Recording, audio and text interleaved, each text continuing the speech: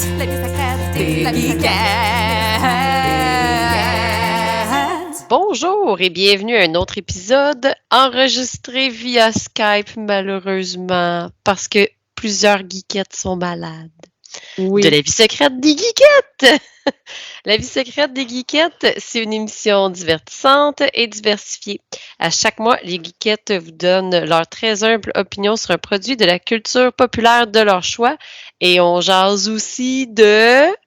plein d'autres affaires. On s'ennuyait pas de ça. Non, ben oui, on est un peu déçus ce soir parce que justement, comme je vous dis, on enregistre via Skype parce que 3 geekettes sur 4 sont malades. Mais on voulait quand même enregistrer parce que comme c'est octobre, c'est aussi notre spécial Halloween, comme le veut la tradition. Donc, aujourd'hui, c'est l'épisode 95 et c'est Martine qui fait l'animation ce soir. Encore une autre petite surprise là, de la soirée parce que Fanny fait partie des malades.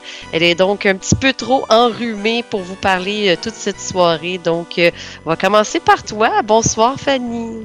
Allô, Martine. Merci de prendre le relais de ma voix nasillarde. Mais pour vrai, ça paraît pas tant. Même dans ton visage, t'as l'air reposée. Tu m'as pas l'air d'une fille malade quand Sérieux, même. c'est pas si pire. À matin, j'étais vraiment knock-out, là, à terre, pour le dire en français. Mais non, je suis quand même pas si pire. Fait que si jamais toi, tu files pas, je vais pouvoir prendre la relève quand même par la suite. Mais écoute, je l'apprécie parce que je sens, là, je parle, puis je sens que si je parle trop, ma voix va... J'aurai plus de voix à la fin du show. Fait que merci beaucoup de prendre la relève, Martine. Ben, ça me fait plaisir. Puis, tu vas nous parler de quoi ce soir? Je vais vous parler de la famille Addams et je n'en dis pas plus. Eh bien là, déjà, je m'en allais t'en demander plus. Une chose que tu mets ça, tu coupes ce cours. Je règle ça comme ça, là. Drette, frette, là, c'est l'Halloween, là. Je vois pas le lien que j'ai fait, mais c'est ça. On est aussi accompagné, peut-être pas pour un épisode complet, de Jenny. Bonsoir, Jenny. Allô? On reconnaît la petite voix de Quel doute l'outre-tombe. retombe. C'est moi, de l'autre Oh. bord de Matou. Puis à part la maladie, qu'est-ce qui se passe de bon? Ah ben ça se passe bien. Aujourd'hui, on m'a fait des beaux compliments sur mon travail dans mon stage. Fait que je suis bien contente. Ça se passe bien. Ça se passe bien, mais j'ai la toux. Je suis tannée. Bon, puis là, ben, tu vas nous parler de quoi ce soir pour couper un peu de cette toux? Ouais, aujourd'hui, je vais vous parler des affamés. En fait, j'ai oui, mais j'ai quand même bien apprécié. Donc, je vais vous en parler plus amplement. Ouais, puis je l'ai vu moi aussi ce film-là il y a quelques temps, fait que je pourrais aussi commenter légèrement sur ce film. Ça reste un film qui est sorti en 2017. Là, je suis un peu en retard sur mon écoute, mais hey, c'est jamais trop tard. Puis on a aussi Lulu ce soir avec nous. Bonsoir Lulu. Est-ce que je suis toute seule qui entend pas Lulu? Ou... Ah, t'es sur mute! Je vois que ton petit micro est sur mute. Oh mon dieu, je suis sur mute. Ben oui, parce que je voulais être sur mute pour comme pas faire de bruit pendant que les autres parlaient, tu vois. Ah bon, eh ben écoute, bonsoir tout le monde. Bienvenue à Lucie, t'es sur mute. Les joies des enregistrements Skype. Ah, écoute, ça nous avait pas manqué. Et tu nous parles de quoi ce soir, Lulu? Ah oui, de quoi? Alors aujourd'hui, je vais parler. Écoute, il faut me poser des questions puis je vais vous donner des réponses, ok? Aujourd'hui, je vais vous parler en fait du premier univers massif de crossover qui a été fait, qui est en fait les Universal Monsters. Fait que c'est ça. On va en parler plus tard. C'est très excitant tout ça. Et moi, Martine, je vais vous parler de la plus grande horreur, c'est-à-dire un true crime. Mais c'est la série Dahmer sur Netflix. Et sur ce, je dirais qu'on va se straight en nouvelles. Let's go! Comme à l'habitude, les nouvelles... qu'est-ce que je dis là? Je déparle. Comme à l'habitude, les geekettes, nous avons des nouvelles à vous partager. Donc, écoute Fanny, je commence avec toi, étant donné qu'on a débuté avec toi dans la présentation de l'intro. Oui, oui, oui. Hey, merci de commencer avec moi, Martine. Écoute, je vais commencer par une nouvelle qui est un peu triste, malheureusement. Je ne sais pas si vous connaissez le réalisateur Jeff Barnaby. Ben, c'est sûr que Lulu doit le connaître, là. Elle connaît tout le Mais monde. peut-être pas, il n'est pas tant Non, je le connu. connaissais pas. Ouais. Ben, écoutez, malheureusement, il nous a quittés à l'âge de 46 ans. C'est un réalisateur autochtone qui est connu pour, dernièrement, il avait fait Rhymes for Young Ghouls, mais son dernier film, c'était Blood Quantum. C'était un Micmac. Puis, tu sais, il était vraiment super talentueux. C'était un réalisateur que j'adorais. J'ai beaucoup. Moi, j'ai travaillé là, pour APTN dans mon passé, qui est la chaîne des Autochtones, la chaîne nationale des Autochtones. Donc, c'était vraiment un réalisateur qui avait plein de talent, qui était super bon. Ses films étaient vraiment magnifiques. Un peu gore quand même, alors c'est pour ça que je voulais en parler vu que c'est l'Halloween. J'aurais aimé en parler dans d'autres circonstances, mais écoutez, là, malheureusement, là, c'était ma petite nouvelle triste.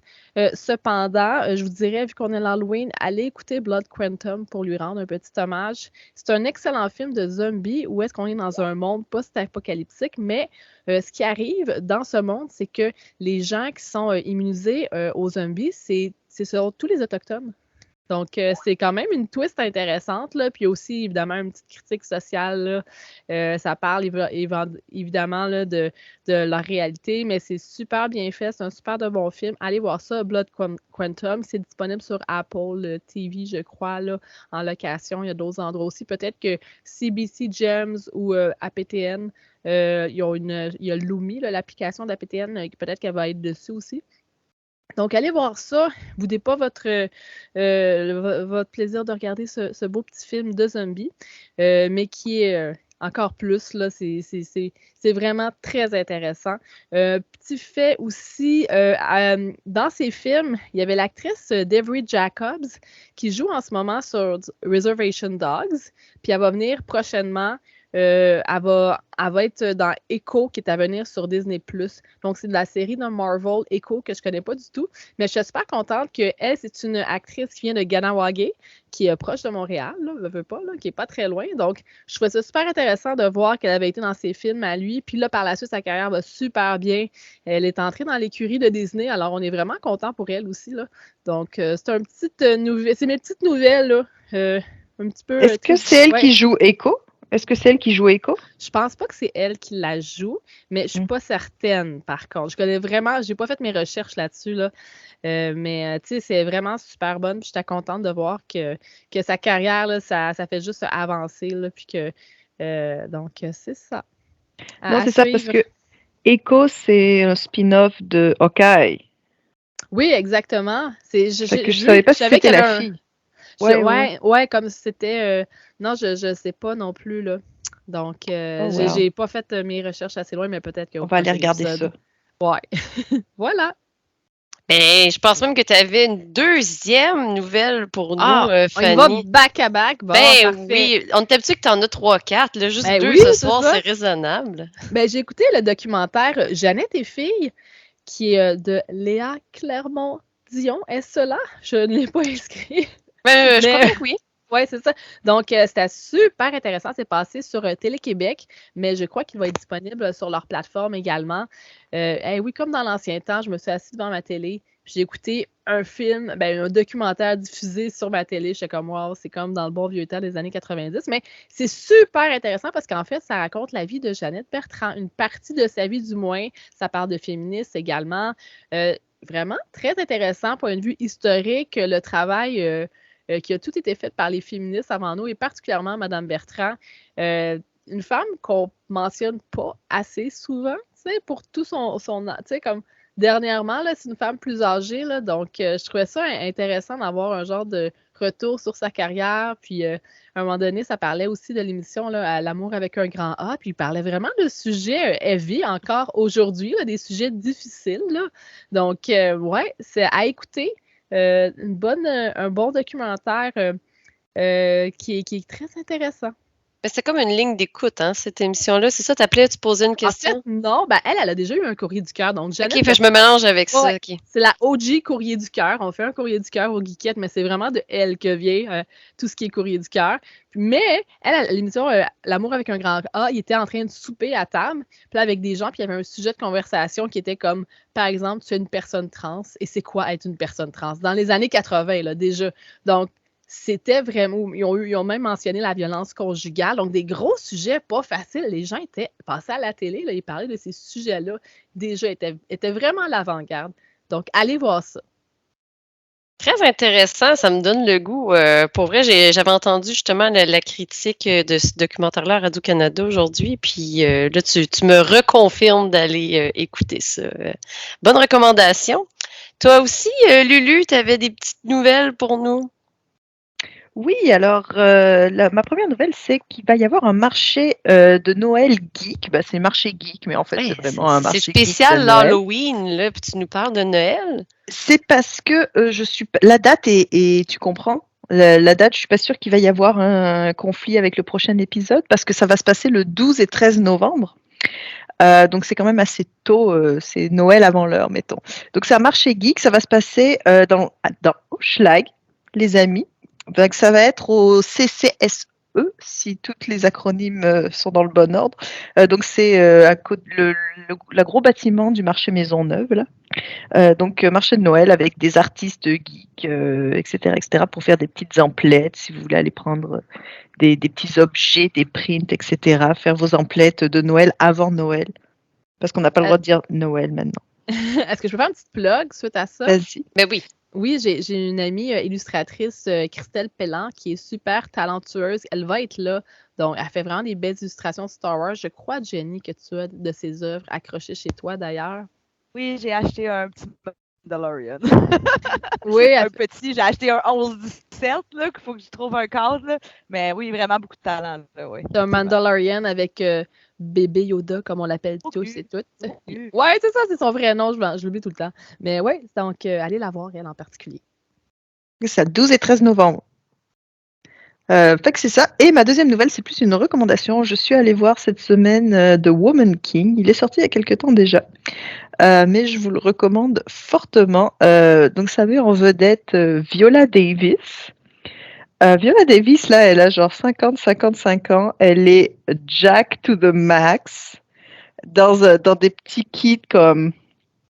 On est en 1800 et quelques, donc dans le pays qui maintenant s'appelle le Bénin. Fait que c'est l'Afrique noire de l'Ouest. Et donc, c'est vraiment le royaume de Dagomé qui avait en fait une armée que de femmes. Donc, le royaume était défendu exclusivement, pas exclusivement, mais en partie, en grande majorité, par des femmes. Donc, tu as une armée de femmes, une armée d'hommes, chacun a un général à sa tête. Viola Davis joue le général de l'armée de femmes. Et c'est fou, les combats sont malades, ça se bat pour de vrai. C'est genre, si vous savez pas, ça veut dire quoi, puissance, là, c'est Viola Davis avec une machette qui te regarde droit dans les yeux avec une explosion en arrière, là. C'est assez quelque chose. En pieds nus, ça se bat dans tous les sens, c'était vraiment bien. Avec évidemment un sous-texte vraiment par rapport à l'esclavage, à la traite des Noirs, par rapport au féminisme, aux filles qui sont enrôlées dans ces armées-là, qui sont pas vraiment de leur plein gré, les choix que tu avais à faire quand tu étais une fille ou une femme dans ces années-là, sur ce territoire-là, fait que c'est très intéressant. Je pense pas que ça colle vraiment à l'histoire en tant que telle, là. Je pense qu'ils ont pris quelques libertés de ce que j'ai lu après coup sur la vraie histoire, mais c'est quand même assez représentatif, je pense, de ce qui se passait. Fait que c'était un bon film. C'est un peu long, mais je vous le recommande, mais c'est pas pour les âmes sensibles non plus. Fait que il y a un peu de sang. Fait que c'est ça. C'est ma recommandation du jour. C'est pas vraiment une nouvelle, tranche de vie, tranche de pain, encore une fois. Ben non, mais c'est bien correct. Hein? On a le droit de faire des petites recommandations Mais oui, dans les nouvelles. Le spectre de nos nouvelles est très large au Geekette. C'est ça. C'est réalisé par une femme, écrit par une femme, par deux femmes, produit en majorité par des femmes. Fait que c'est le fun. Les actrices qui sont là sont vraiment le fun aussi. Le casting est quasiment exclusivement noir. C'était vraiment super bien joué, honnêtement. C'est vraiment un film d'action, mais intelligent, là. Enfin, vraiment, comme avec une pensée en arrière, là. C'est pas Fast and Furious. On connaît tous ton amour pour Fast and the Furious. Moi, je vous sors complètement. Là, je suis ailleurs dans mes nouvelles.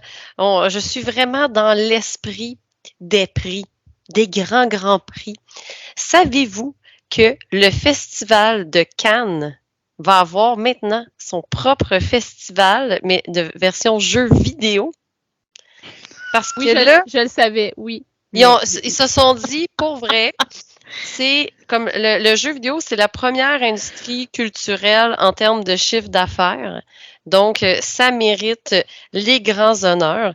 Donc, ça va s'appeler le Cannes Gaming Festival et ça va débuter la première année en 2023, probablement octobre 2023, avec un jury international et tout. Donc, je me suis dit, Lulu, comme tu es française, c'est sûr que tu as des plugs. Donc, les geekettes devraient être au Festival de Cannes de Gaming. Ça me ferait plaisir d'y assister. Écoute, je vais envoyer nos demandes de passe média à stop. Tout de suite. Ils vont voir C'est ton dans nom, la Lulu. poche. Ils vont On dire, en ah profite oui, de faire c'est un bon. petit arrêt chez tes parents. Écoute, je suis prête, là. Oui, parce que c'est tout à fait sur la route de Cannes. Fait que ça tombe vraiment super. La France, c'est tout le même endroit là, dans notre tête. C'est Paris et Cannes. C'est ça, C'est exactement. Paris ou Cannes. C'est juste deux endroits où tu peux habiter. Fait que... Ben, Un Nice jour, Tout le monde on se fera, connaît. Ouais, mais Cannes et Si Nice, tout le monde c'est se pareil. connaît, tu connais tout le monde, c'est Bah sûr oui, que... bah oui, c'est clair. Mais Donc, c'est ça. puis, et je reste encore dans l'esprit des prix. Je voulais dire un petit félicitations pour nos amis du studio indépendant Tribute Games, studio de Montréalais. Fanny, je ne sais pas si tu les connais, je crois que ton conjoint travaille là-bas.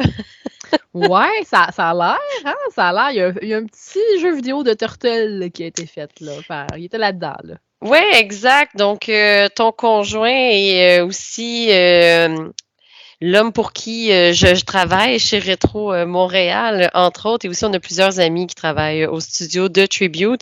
C'est vraiment cool parce qu'ils ont eu 2 nominations au Golden Joystick l'édition 2022. Donc, une nomination pour Best Audio et une seconde pour Best Multiplayer Games. Donc, je rappelle que c'est pour le jeu des Turtles Shredder's Revenge. Et vous avez jusqu'au 4 novembre pour aller voter parce que c'est ce qui est le fun comme festival, c'est que les Golden Joysticks, c'est des votes du public à la grandeur du monde. Donc, 4 novembre, la date limite. Puis, tu peux voter pour les 16 autres catégories, évidemment. Il y a Elden Ring là, qui a été nommé dans beaucoup de catégories cette année. C'est le jeu qui a été le plus nominé. Et nous aurons les résultats le 22 novembre prochain. Donc, J'aurais une autre nouvelle, Martine. ça t'a inspiré? Oui, ça m'a inspiré parce qu'il y a une autre personne chez Tribute Games, Yannick Belzile, qui est un scénariste chez Tribute Games. Puis, en fait, j'ai été faire une petite entrevue avec lui pour son podcast Le Voyeur de Vue. On a parlé de She-Hulk. Donc, d'ici à ce que l'épisode des Geekettes va être sorti, là, sans doute que ça va sortir pas longtemps après ou dans la, proche de ce temps-là. Donc voilà, petite plug faite, Le Voyeur de Vue. Les Voyeurs de Vue? Je pense que c'est Les Voyeurs de Vue au pluriel. Les voyeurs de vue. Ouais, hein, c'est ça, parce qu'il est tout seul maintenant, fait que je suis comme, c'est Le Voyeur de Vue, mais ça sonne étrange. Fait que ouais, les Voyeurs de Vue, ça a plus de sens parce qu'il y a toujours un invité. Bref, c'est ça. Allez écouter ça. Une autre belle recommandation rapide à nos nouvelles. Donc, ça fait le tour de nos nouvelles pour ce mois-ci.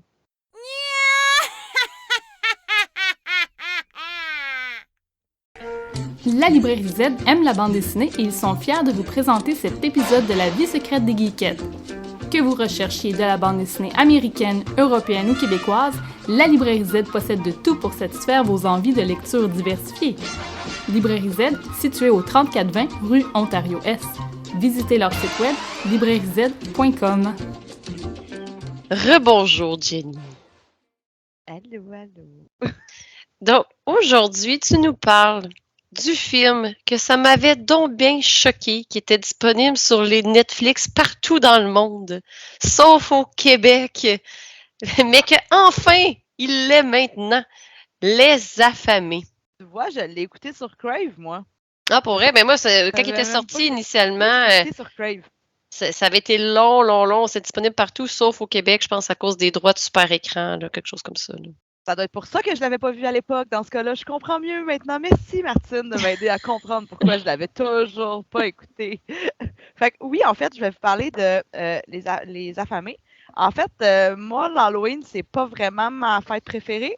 Fait que d'essayer de trouver un Shame!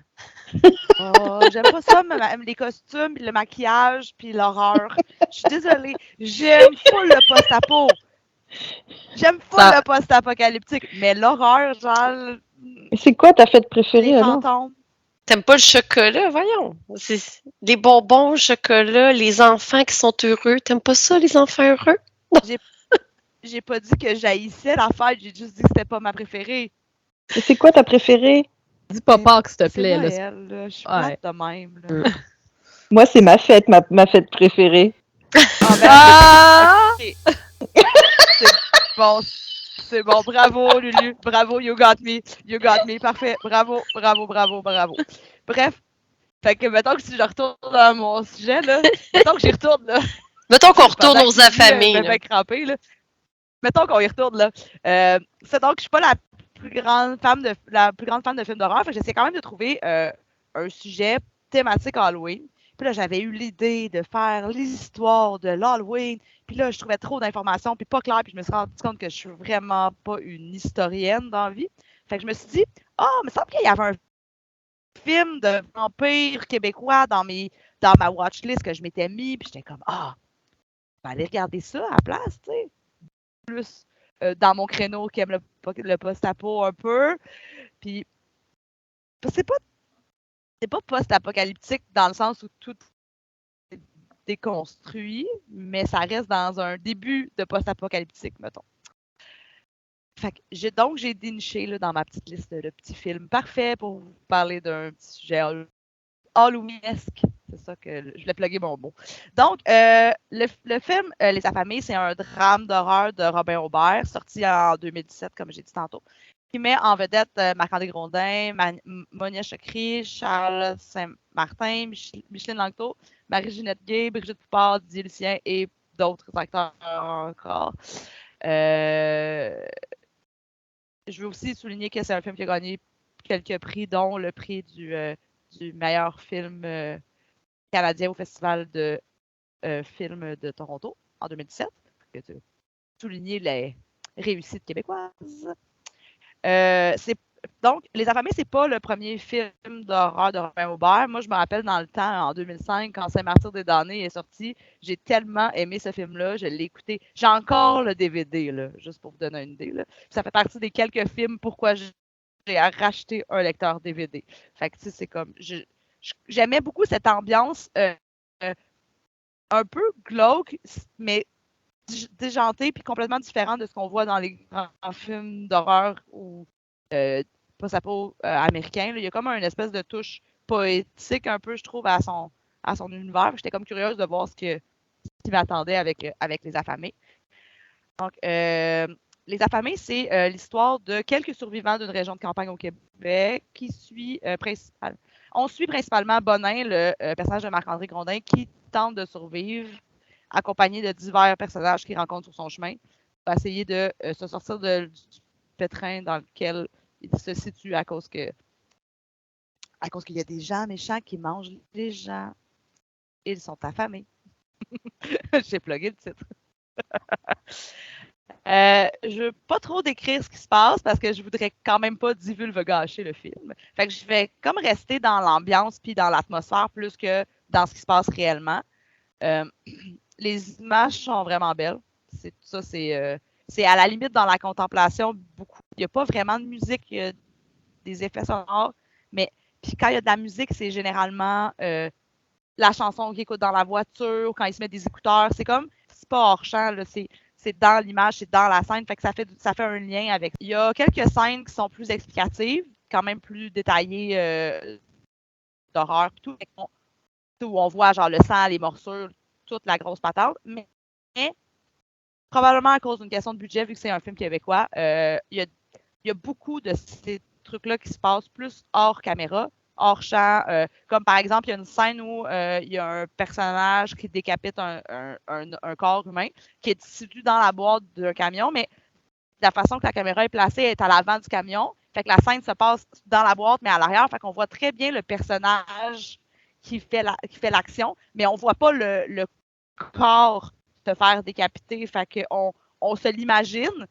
C'est super bien fait parce qu'on le comprend très, très bien ce qui se passe, mais on le voit pas nécessairement. Fait qu'il est allé jouer avec ces petites subtilités-là, d'aller chercher des façons de nous le décrire sans nous le décrire, sans que ça soit super graphique. Fait que moi, j'ai vraiment aimé cette petite touche-là. Puis c'est pas forcé, ça n'a pas l'air du tout forcé, c'est vraiment bien amené.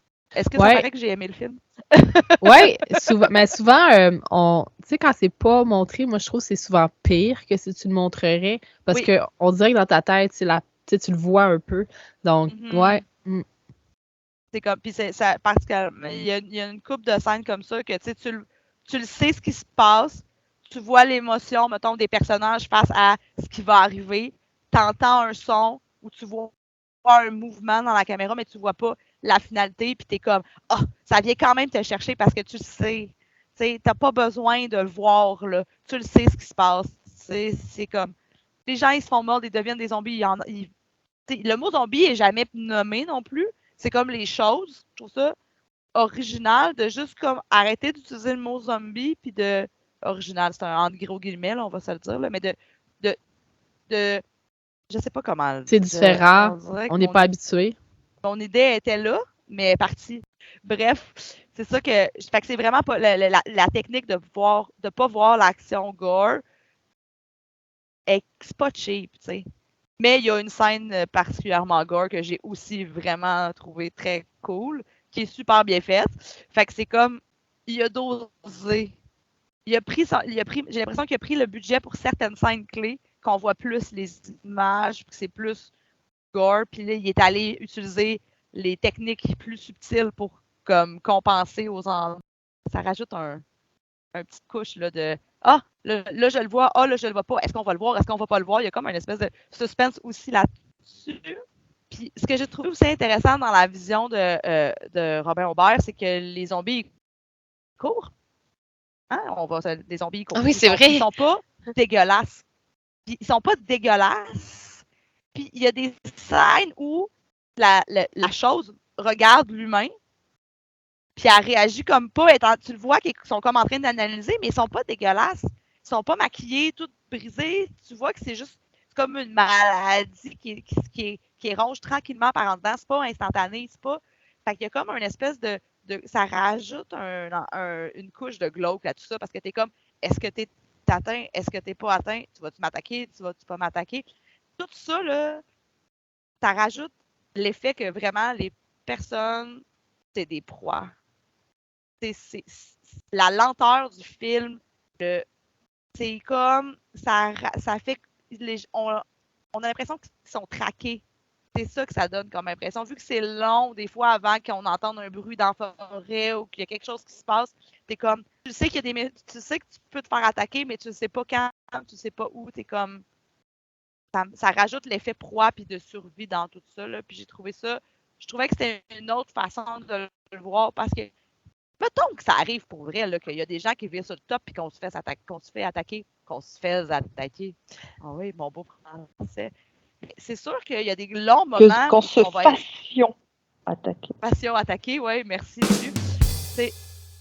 C'est sûr qu'il y a des longs moments qui vont être dans le qu'est-ce qui va se passer, comme il y a comme. Vous comprenez ce que j'essaie de dire avec mon manque de vocabulaire ce soir, les amis? Oui, non, on comprend très bien. C'est il y a comme une tension.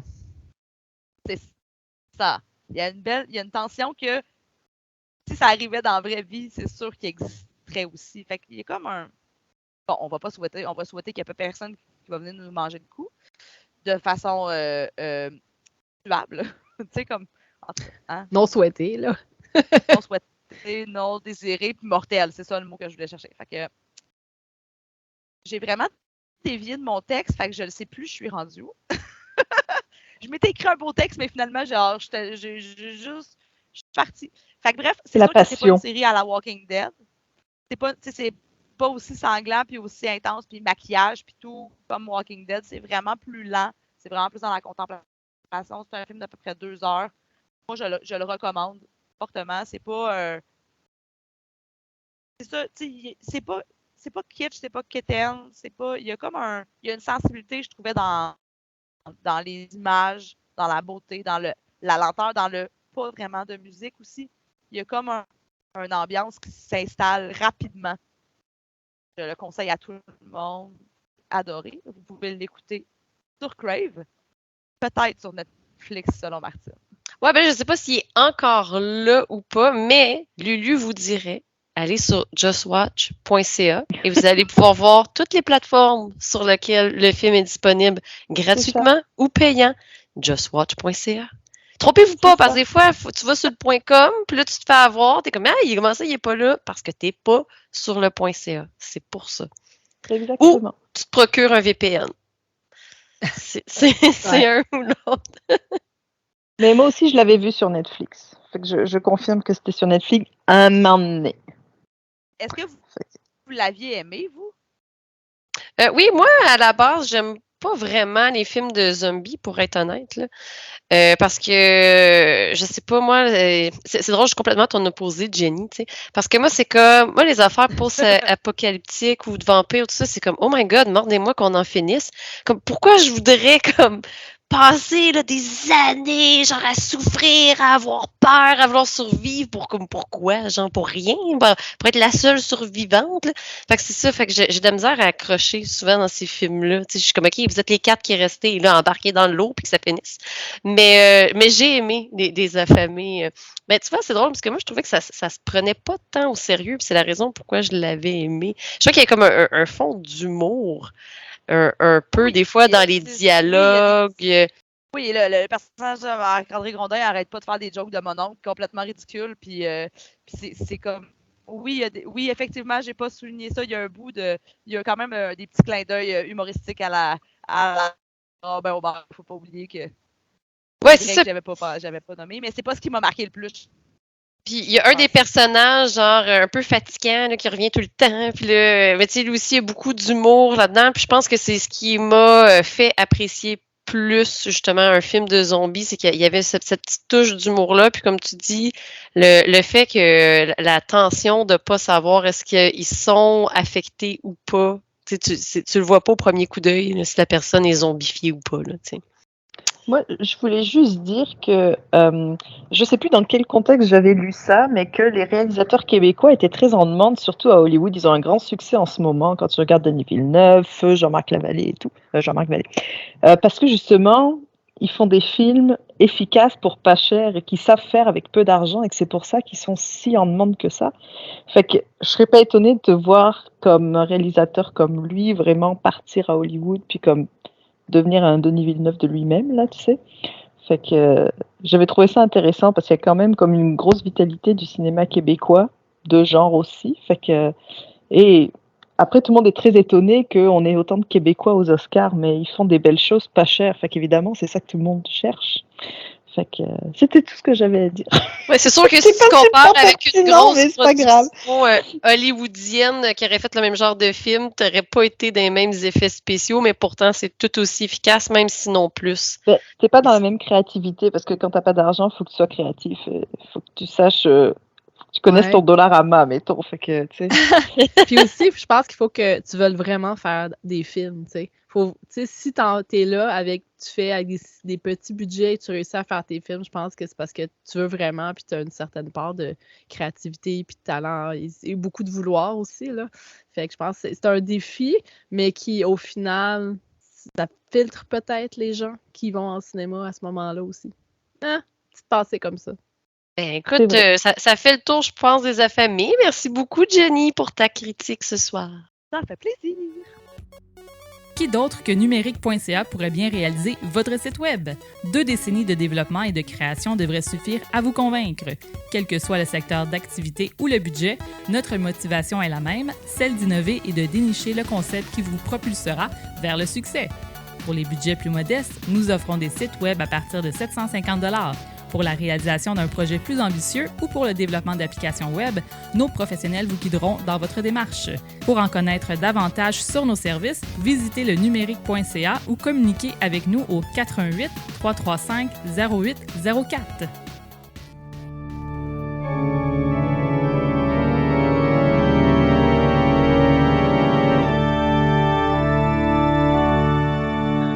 J'ai même pas encore pris de médicaments.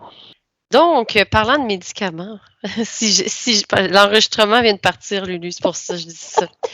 Jenny nous a quittés, mais comme on dirait, Elle est pas morte. Guiquette, Non, elle est pas morte. pas pour un monde meilleur. C'est pas un ce vrai qu'on a- épisode d'Halloween, là. C'est ce qu'on avait dit de Lulu la dernière fois.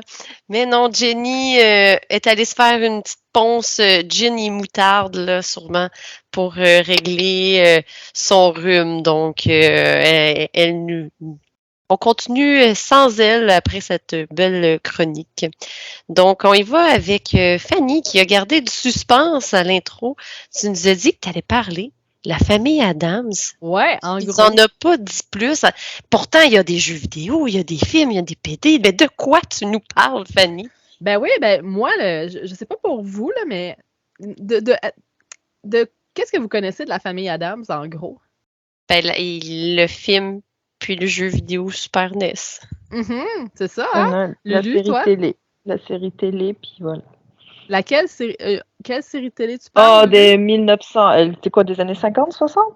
Ouais, 60. Pas l'animée, pas celle qui est animée, parce que je sais qu'il y a une c'est animée. ça. Moi, je te parle live. Parce que je sais qu'il y en a une animée, mais j'ai jamais. C'est ça. C'est Et ça. puis les films. Je Ben, sais moi, même c'est pas les quel films nom des années c'était. 90, là, 80, C'est ça. 90. Oui, de Tim Burton. Non, pas Tim Burton, Barry Levinson. Ouais. Excuse-moi, pardon, Barry.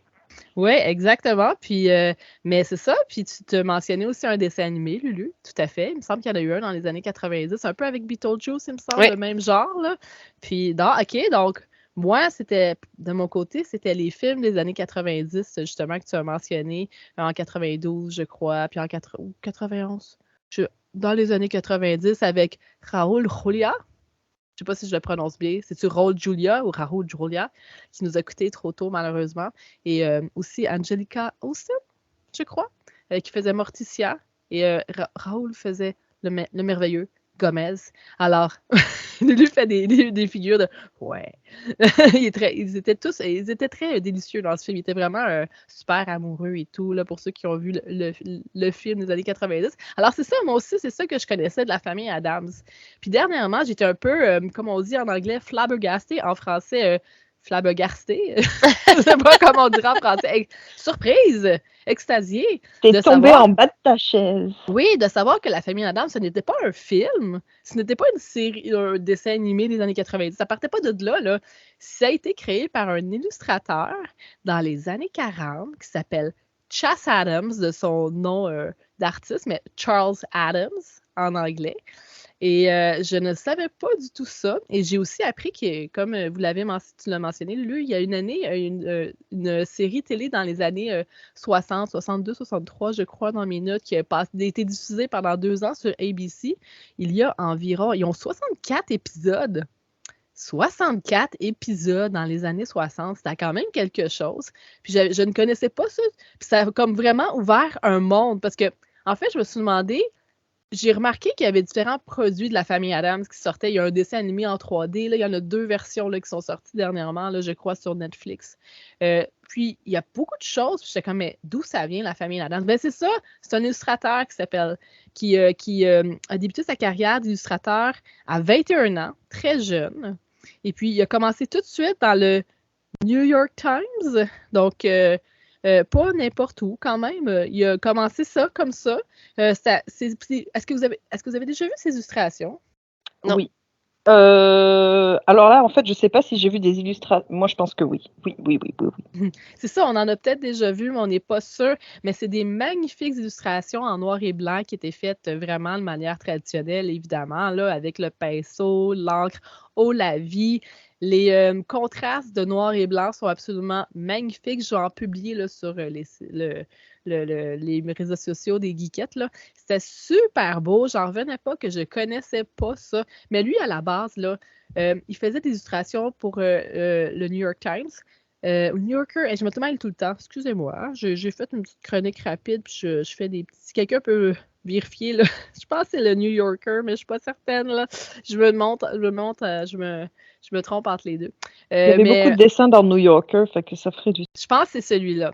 Donc, c'est un journal. En gros, c'est dans un journal. Donc, il faisait il y avait beaucoup d'humour un petit peu morbide, un petit peu d'humour noir, un petit peu pince sans rire aussi. Puis, c'était des illustrations qui démontraient le quotidien des New-Yorkais. Mais une fois de temps en temps, tu avais une Morticia qui arrivait, qui était vraiment comme on la voit là, à la télé, là, avec vraiment très longue, avec ses longs cheveux noirs, très mince. C'est vraiment le classique, là, Madame Vampire un peu. Là.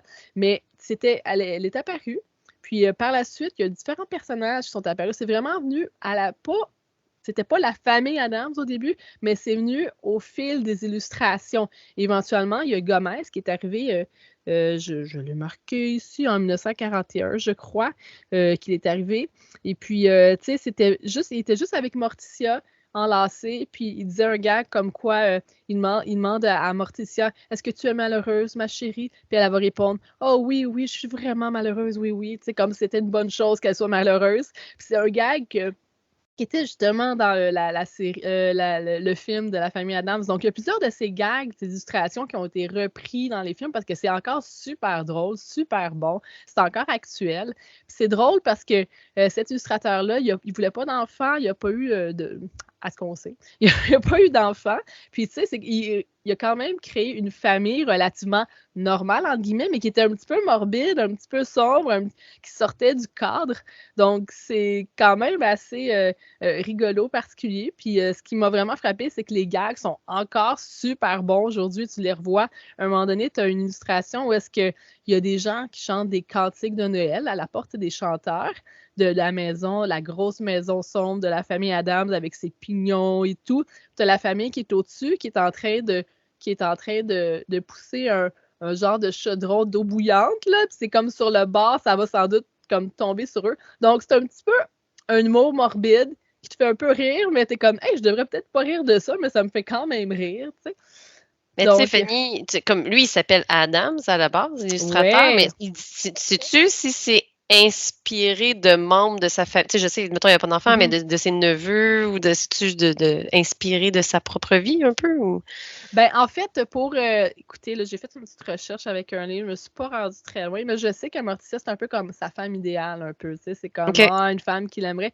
Le personnage de Gomez pourrait lui ressembler un peu, mais pas tant non plus, il est quand même différent. Puis là, pour les autres membres, je ne pourrais pas dire, mais tu sais, il y a toutes des petites inspirations, des fois, là, de choses qu'il a vécues. Tu sais, il va beaucoup, il y a la grand-mère qui fait du tricot. Donc, il y a beaucoup de représentations du tricot en tant que fan du tricot, ça m'a beaucoup marqué. Puis justement, il y a des gags sur le tricot qui reviennent dans le film. Mais je ne pourrais pas répondre exactement. Je ne me suis pas rendue loin. D'ailleurs, si les gens, ça les intéresse, moi, je me suis pris à la Bibliothèque nationale à Montréal. Mais vous pouvez le commander aussi là, d'une bibliothèque. Là, les livres se passent.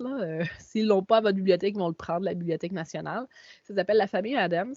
À l'origine du mythe, c'est une immense brique, comme vous pouvez voir en c'est quand même là. C'est vraiment gros.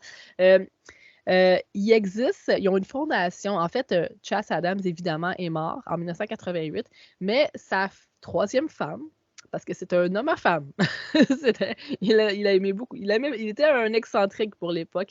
Elle a créé quand même une fondation là, par la suite, où est-ce qu'ils ont toutes ses œuvres.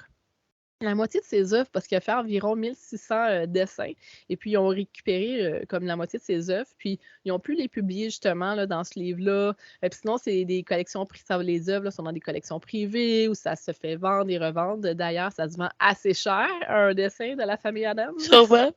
C'est une belle illustration. J'ai vu ça à 80 000 $. Wow! Donc, puis une petite esquisse, 3-4 lignes, 10 000 $. T'es comme, oh, OK. Donc, si vous trouvez ça dans un sous-sol ou un garage, gardez ça. Donc, c'est ça. Ben, c'est aussi une biographie, d'ailleurs, je voulais vous le mentionner. Si ça vous intéresse d'en savoir plus sur le cartooniste, là, ça s'appelle Charles Adams, A Cartoonist Life. Ça a été publié en 2006. On peut le retrouver sur ton application de lecture sur Apple pas podcast, là, mais tu as une application, tu peux les retrouver là-dessus. Là. Donc, parce que sinon, c'est plus difficile. Tu peux l'acheter là, sur une certaine librairie que tout le monde utilise, mais que tu peux aussi recevoir d'autres affaires pratiques comme du papier de toilette là-dessus. Alors, je ne veux pas la nommer, mais vous savez tous c'est laquelle que je parle. Donc, sinon, évidemment, peut-être votre librairie locale, votre bibliothèque, excusez-moi, c'est un anglicisme. Leslibraires.ca. Leslibraires.ca, mais je pense, je ne l'ai pas trouvé, il me semble. Mais essayez, on ne sait jamais. Une fois qu'on fait plusieurs demandes, peut-être ça va ressortir. C'est pas mal ça que j'avais à dire là-dessus. J'étais très surprise que c'était un illustrateur new-yorkais, que c'était aussi vieux, la famille Adams. Puis là, justement, aussi, je voulais juste rajouter, ils n'avaient pas appelé la famille Adams. C'est comme avec le temps, les gens leur donnaient d'autres noms, les vampires Adams, ou tu sais, c'est comme les gens qui ont comme éventuellement, ils l'ont. Je pense à cause d'un film, la série télé, justement, ils ont comme décidé de l'appeler la famille Adams, mais c'est comme pas lui qui a décidé vraiment tant que ça. C'est ce que j'ai entendu parler. Puis, justement, prochainement, sur Netflix, il va y avoir Wednesday, qui est la petite fille dans la famille Adams, qui va sortir le 23 novembre prochain. Je suis très curieuse. Peut-être que je vais en faire une chronique au Geekette. C'est justement réalisé par Tim Burton. Que je ne sais pas pourquoi, mais je pensais que les films des années 90 étaient faits par Tim Burton à cause du look, mais c'est pas du tout lui. Mais là, il va vraiment s'attaquer à cette œuvre-là. Puis je suis bien curieuse d'en savoir plus parce qu'on dirait qu'on va se dire rendu un petit peu plus adolescente un peu. Là. On dirait qu'ils vont aller chercher un peu l'auditoire des Archie, là, la série Archie là, qui était diffusée. Et Sabrina là. et autres. Là. Exactement. Donc, bien curieuse d'en savoir plus. C'est pas mal ça. Est-ce que vous avez des questions? Ben non, c'était super. Moi aussi, je pensais que ça partait plus comme. Je pensais pas que c'était si vieux, encore moins en illustration. Donc, super intéressant. Plein de funny facts. Ben oui, fun fact comme ça. Donc, voilà, la prochaine fois que vous voyez une machine à boules de la famille Adams ou des t-shirts, peu importe, vous saviez que ça vient de cet illustrateur-là, que ça vaut la peine d'aller voir ses illustrations sur Internet. Si vous voyez de ses œuvres, ça vaut vraiment la peine de s'y attarder parce que c'est encore super beau et super actuel malgré le fait que c'est quand même assez vieux. Donc, informez-vous. Voilà. Mais merci beaucoup, Fanny. Ça fait plaisir. Hey, tu savais-tu ça que les Geekettes ont maintenant un Patreon? À partir de 2$ par mois, tu peux avoir accès à du contenu exclusif des Geekettes. Il y a des entrevues, le podcast des Geekettes secrètes et plein d'autres affaires. C'est au patreon.com/geekette, geekette avec un S à la fin. Et on a toujours notre bouton PayPal si tu préfères nous donner un montant fixe de ton choix. Le bouton est sur notre site web au geeketteavecunS.ca, geeketteavecunS.ca. Allô, Martine. Hello! Donc, tu vas nous parler de la série sur Netflix Dahmer. Oui, Dahmer, l'histoire de Jeffrey Dahmer sur Netflix. Écoutez, pour le spécial Halloween, je me disais, qu'est-ce qui est très, très épeurant? Ben, c'est la réalité. Il n'y a rien de plus épeurant que la réalité, en fait. Puis vous connaissez aussi mon amour du true crime, des vendredis policiers, de mes cures de désintox. Donc, j'ai profité de l'épisode d'Halloween pour me replonger dans cette maladie. Sauf que cette fois-ci, c'est pas un documentaire, c'est vraiment une série inspirée de sa vie. C'est sorti le 21 septembre et c'est 10 épisodes d'environ 1 heure. Donc, si vous ne savez pas qui est Jeffrey Dahmer, c'est un tueur en série né en 1960 à Milwaukee, aux États-Unis.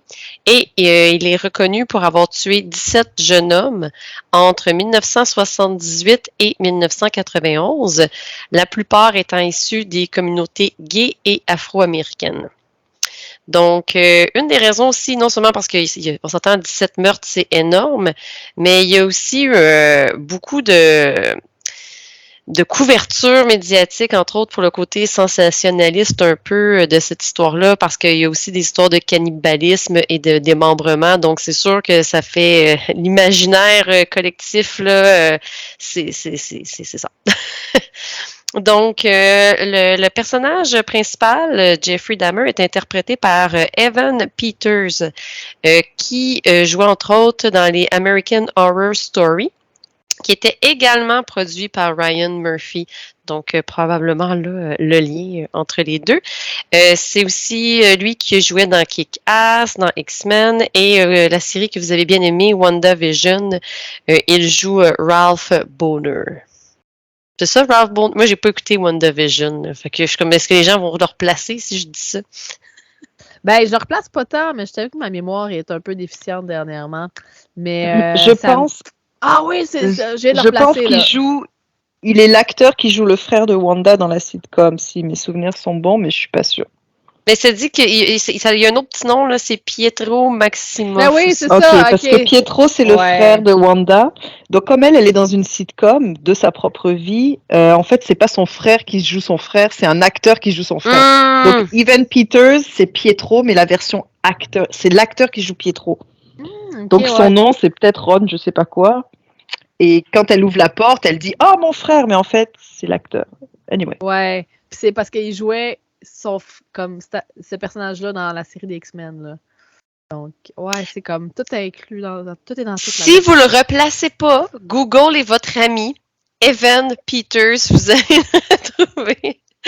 Donc, je veux faire une petite parenthèse là, sur mes grandes connaissances, entre guillemets, des tueurs en série. Ce qui ce qui est fascinant de Jeffrey Dahmer, c'est qu'habituellement, les tueurs en série proviennent de mère absente, père violent. Ce qui n'est pas son cas. Son père n'était pas violent du tout et l'absence de sa mère s'est fait vraiment beaucoup plus tard. C'était pas quand il était jeune. Il ne tuait pas de petits animaux dans son enfance, qui est un autre qui est très caractéristique. Par contre, il s'intéressait vraiment beaucoup à la biologie et à la mort. Donc, il prenait des roadkill, dans le fond, des animaux qui ont été tués par des véhicules de la route. Et là, il allait les inspecter et tout ça, mais c'est pas lui, en tant que tel, qui tuait les animaux. Il ne prend pas un plaisir à tuer. Lui, vraiment, c'est qu'il veut pas être seul. Fait que dans le fond, en tuant la personne, ça fait qu'il a comme l'impression, ça le force à rester avec lui, tu sais, d'avoir une présence, mais c'est pas le meurtre en tant que tel qui est sa motivation. Il essaie pas de jouer au plus fin non plus. Une fois que la police le pogne, il dit vraiment tout, là. Puis il y a des victimes qui n'ont pas retrouvé, puis il dit « Ah oui, mais j'ai fait tel crime, telle date, tel jour. » Il reste toujours relax. Il n'y a pas comme le jeu de « Ah, essayer de me trouver », puis tout ça. Donc, ce qui le rend quand même très différent des autres, puis peut-être aussi pour la raison pour laquelle c'était... peut-être qu'on suspectait un peu moins qu'il aurait pu l'être. Quoique, c'est une autre grosse partie de ma chronique, ce bout-là. Donc, la série en tant que telle, ce qui est intéressant, c'est que c'est pas en ordre chronologique. Donc, le premier épisode, ça débute avec sa dernière victime, qui en fait est une victime qui s'en sort et réussit à s'échapper avant qu'il tue. Puis, c'est grâce à lui que là, Jeffrey Dahmer a été arrêté et qu'ils ont découvert les autres personnes. Fait que ça commence un peu par la fin, si on veut. Puis, ce qui permet de garder un peu de rythme et de suspense parce que ça nous permet, c'est comme, ah, mais pourquoi il faisait ça? Puis là, fait que tu as toujours des, mettons, enfance-adulte, ado-adulte, enfance-ado, adulte. Fait que le fait qu'on joue avec ça, puis avec différentes victimes, ça nous permet de suivre la série, la rendre plus intéressante. C'est drôle quand je vous ai dit que j'allais parler de ça, vous m'avez tous dit genre oh my god, c'est-tu vraiment trop gore, on n'ose pas le regarder puis tout ça. C'est sûr qu'il y a des éléments horrifiants, ça reste des meurtres. Par contre, il y a quand même un souci de pas tout te montrer pour te montrer des affaires dégueulasses juste pour le fun. Disons que, mettons, je donne un exemple, la porte va être fermée, on voit pas ce qui se passe dans la pièce, puis on entend, mettons, une scie. Fait que, tu le sais qu'il est en train de le démembrer, mais tu le vois pas. Mais comme tu comprends que c'est ce qui se passe. Souvent, ils font référence, comme ses voisins, sa grand-mère, tout ça, à l'odeur. Fait qu'on nous parle de l'odeur, mais encore une fois, tu le vois pas. On va le voir manger de la viande, mais on verra pas la préparation. Fait qu'on comprend toujours ce qui se passe.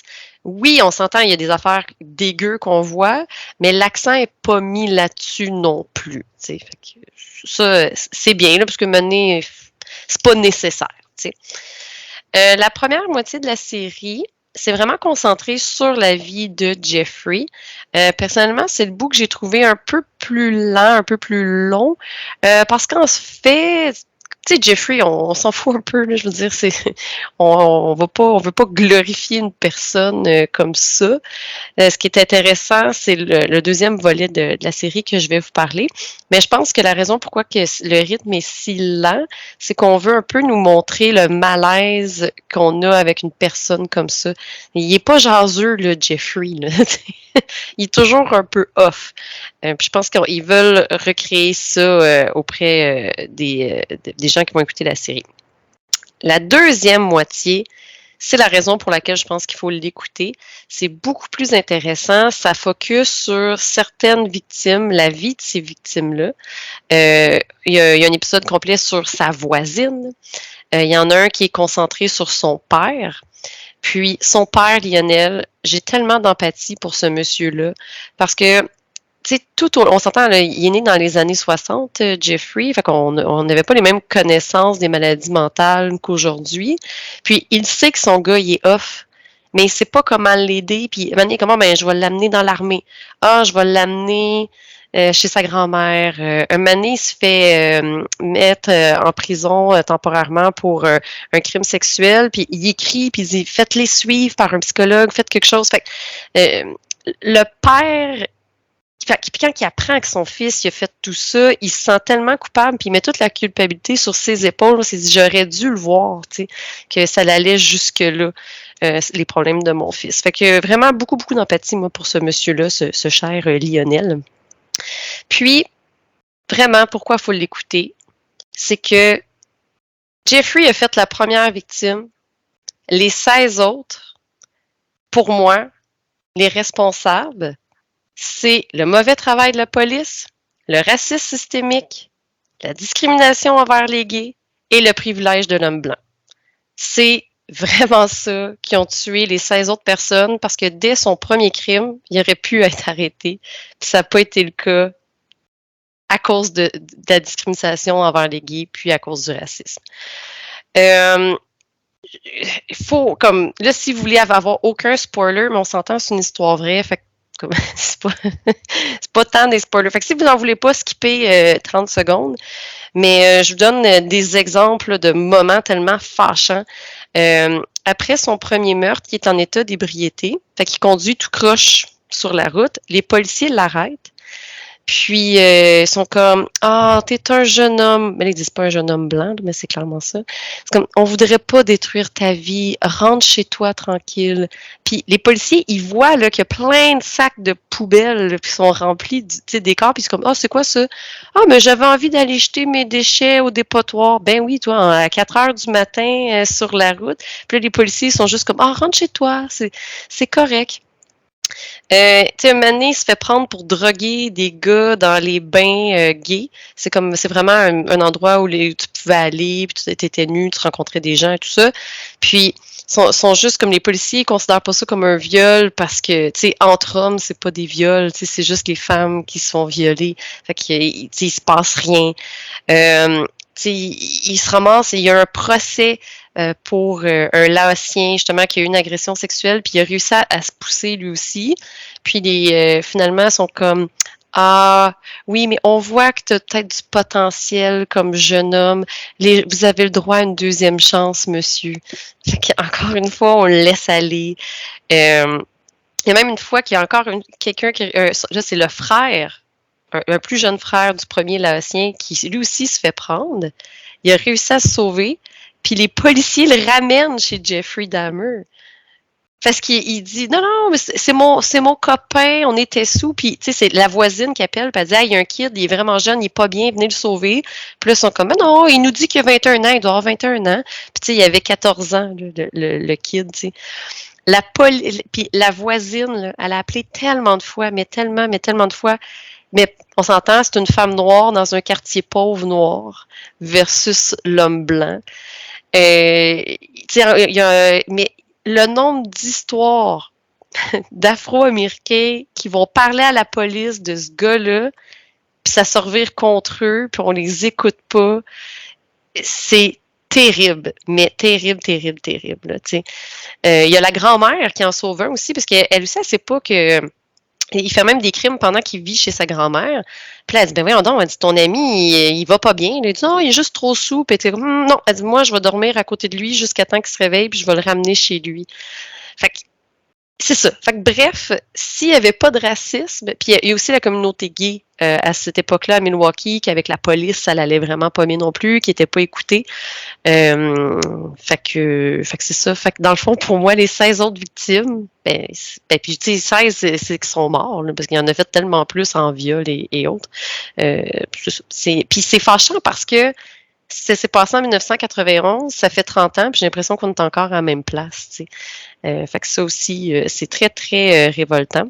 Le troisième volet de la série, c'est une critique sociale sur l'idolation qu'on fait des tueurs en série. Tu sais, comme le mettons, ils font des encans pour essayer de... Voici des objets qui ont appartenu, mais tu veux-tu vraiment le marteau là, avec qui... Ça fait comme zéro sens, là. Fait qu'il y a comme une grosse critique là-dessus, puis tu le vois, comme les gens écrivent des lettres en prison. T'es mon héros, voici de l'argent, veux-tu me signer une lettre? Puis tu sais, on s'entend, là, je veux dire, c'est un peu dichotomique, là. Je sais, je fais partie du problème, là. J'écoute des séries de true crime, là.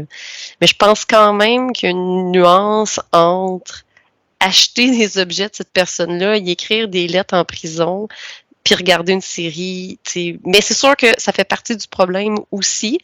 Mais d'un autre côté, les enjeux qui sont relevés dans cette série-là ont quand même raison de l'être.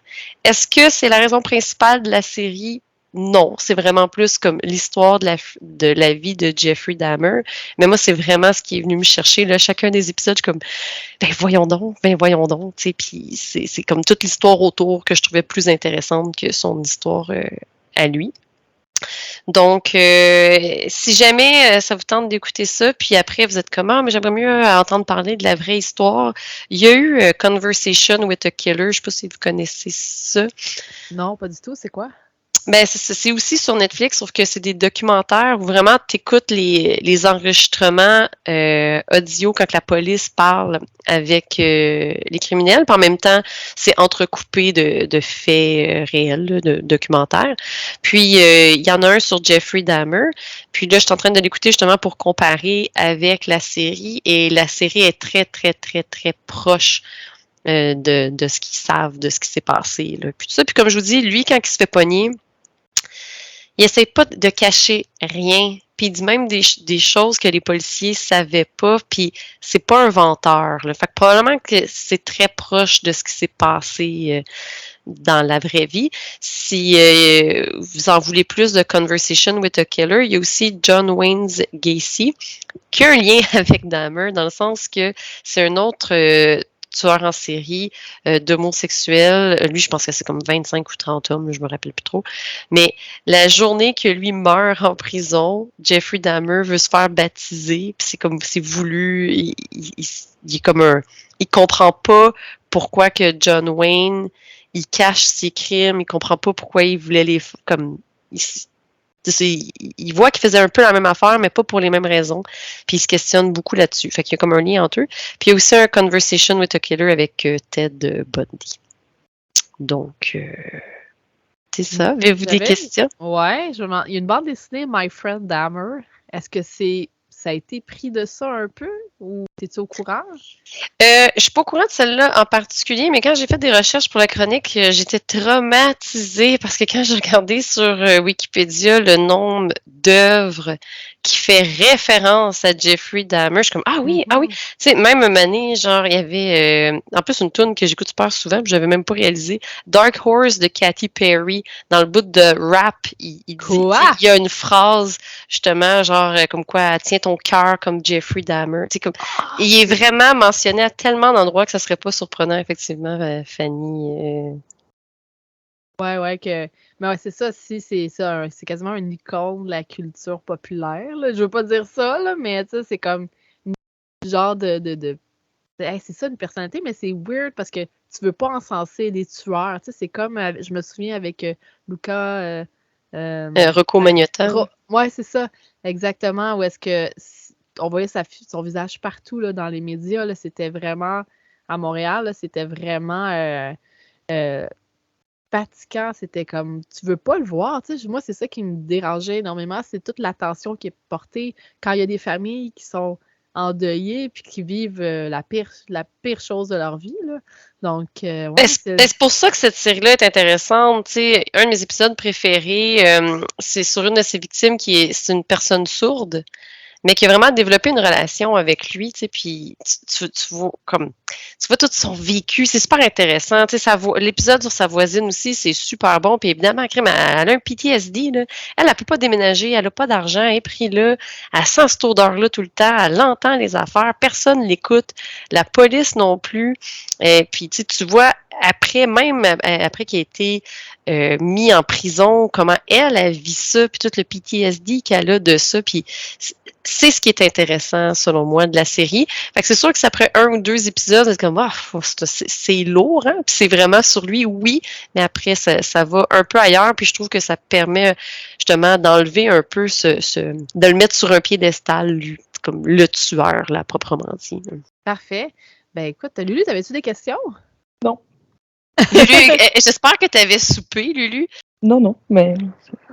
Non, il faut pas le mettre sur un piédestal, mais ça fait 20 films qu'il a à son nom, fait que My Friend Dahmer est sorti en 2016-2017, fait que cette série a pas été autorisée par la famille, là, les familles sont pas contentes, c'était il y a 30 ans, là.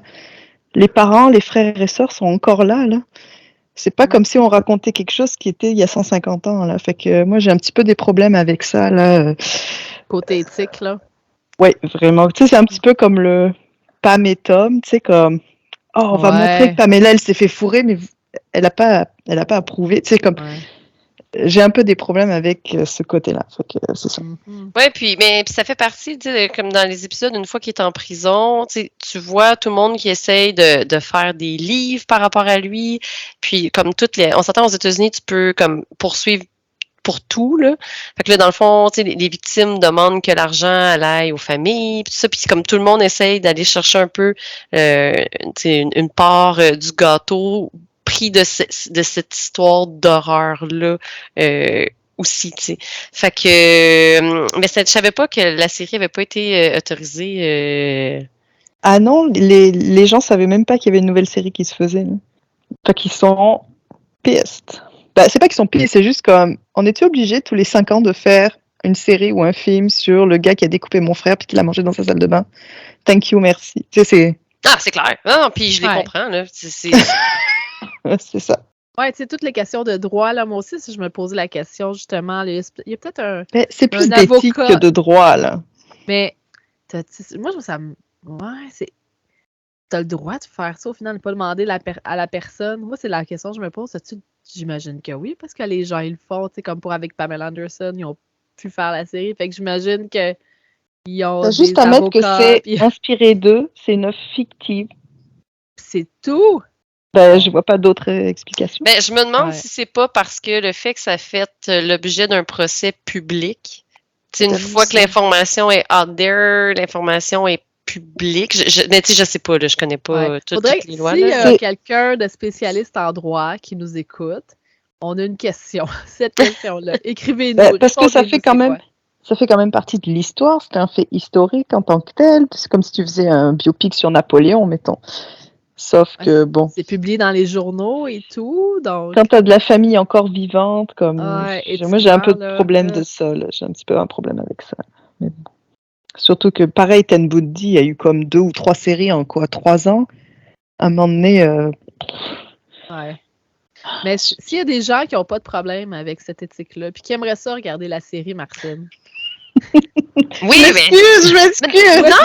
Non, mais c'est correct. Parce que comme je te dis, tu sais, moi-même, comme je me posais la question puis tout ça, mais la seule raison pourquoi j'ai trouvé ça le plus intéressant, comme je te dis, c'est que je pensais pas à quel point que c'était de la faute des policiers puis du mauvais système. Mm-hmm. Puis c'est ça, je trouvais la twist intéressante de cette série-là, comparativement à juste comme ils mangent du monde, tu sais, comme c'est pas ça, Ouais. là, c'est ça. Non, mais c'est intéressant parce que moi, j'avais entendu parler que c'était surtout très gore. C'est ça que j'avais comme lu comme critique, mais c'est un super bon point de vue que tu apportes, cet autre côté-là. Donc, J'étais tellement fâchée. Puis on C'est peut comme c'est de sa l'écouter- faute à la police. C'est sur Netflix, c'est ça? Oui, sur Netflix. Dahmer, comme ça. De toute façon, je pense qu'ils font beaucoup de publicité, il est tout le temps là. Non, tu peux le choisir très rapidement, là. Donc, ben merci pour ta belle chronique là-dessus, Martine. Chronique record en temps. Ça fait plaisir. Genre du fun au montage. Hein? Donc, bonsoir Lulu. Allô? Là, tu vas nous parler non pas de Monster Inc., mais de Non. Universal Monster. Parle-moi-en plus. L'origine de l'origine. Donc en fait, je savais pas trop quoi faire comme chronique ce soir. Et puis là, quand vient le temps d'Halloween, quand j'étais en vacances, tranche de vie, tranche de pain, il y a très longtemps, on allait à Universal Studios avec mes parents, puis il y avait un show qui s'appelait The Beetlejuice Rock'n'Roll Graveyard Review, donc circa 99-2000. Et donc c'était plein de monstres, c'est comme Frankenstein, Dracula, qui faisaient comme un show où ils dansaient comme ça sur des chansons un petit peu rétro. Puis moi, j'étais comme, waouh, c'est super. Mais j'avais absolument pas le référent de qu'est-ce que Beetlejuice il venait foutre avec pourquoi tous ces monstres ils étaient là ensemble. La raison de ça, c'est que Universal, dans les années 30, ont lancé en fait vraiment comme un univers multi. Ben, c'est pas un multiverse, ils habitent tous dans le même univers, mais c'est vraiment comme un méga crossover dans le fond. Donc ça part, le premier c'est Dracula en 1931, donc on va avoir tous ces grands personnages de science-fiction qu'on connaît tous maintenant. Ça a vraiment pavé même l'image qu'on a maintenant quand tu fais « Oh, The Wolfman, c'est un werewolf », c'est vraiment, ça vient de ces films-là comme l'image que tu en as dans la tête.